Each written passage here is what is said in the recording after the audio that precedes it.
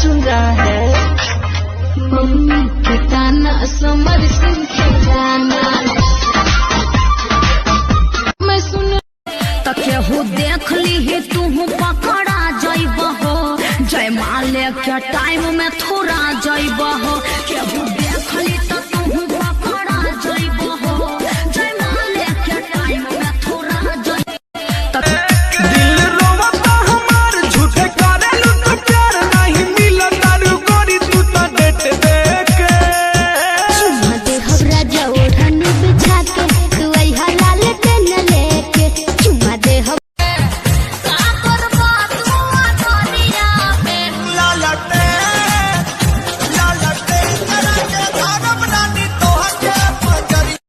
नगड़ी के रफ्तार धीरे करा झटका मरला पे वही दुखता सीना।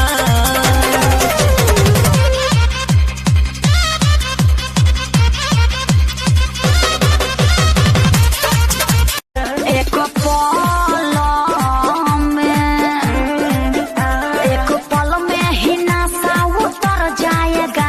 मेरी जहर है जवानी पी के मर जाएगा। एक पल में ही नशा। शादी भइल जब से हो गहिलू तू बीजी।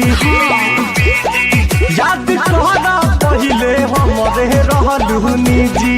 सब ठीक बा। ओ शादी भइल जब से अंगना में सैया स्विमिंग पूल बनवाई हा। संगे संग नहाइल जाई खूबे मजा लिहा।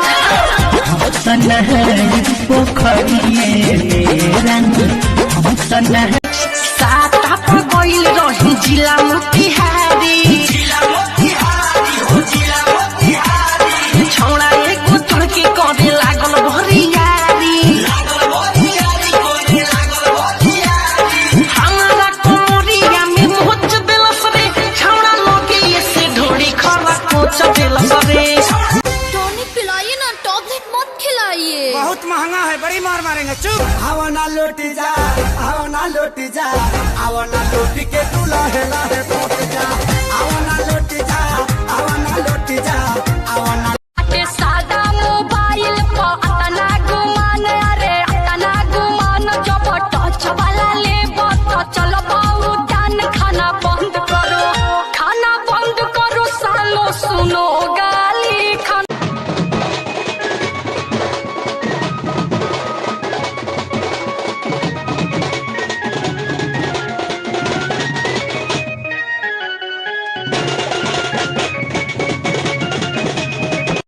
किसी लड़की को दिल में बसाने का नहीं, वो बुलाती है यार मगर जाने का नहीं। वो बुलाती है भाई मगर जाने का नहीं। गतान कटवाती हूँ बोझा बन्हवाती। गतान कटवाती हूँ बोझा बन्हवाती हूँ। हाथ क्यों तू मल रहा है? अरे और सुनिएगा, दिमाग फेल हो जाएगा। अरे बताइए ना भौजी, और क्या छोड़ रहा है? हमारा मशीन में बाटे पावर, काम करे 24 आवर। इंजन बाटे नहीं खुलल, कोनो पार्ट न बाटे झूलल। देला वोल्टेज है विवा फेज। सुनो हम सच कहतानी। गवना गवना रहत रहनी गवनो ना भइले। ससुरा में मोर पिया बना जा। अरे गवना गवना रहत रहनी। शादी से पहले देखल चाहेलू दिली भतार लेखा हो।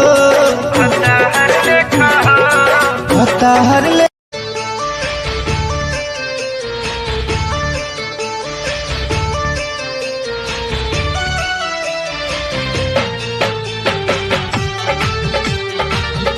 Hi VMate friends. Hi guys, मैं हूं Bhuvan and I am Ashish. I'm Sapna.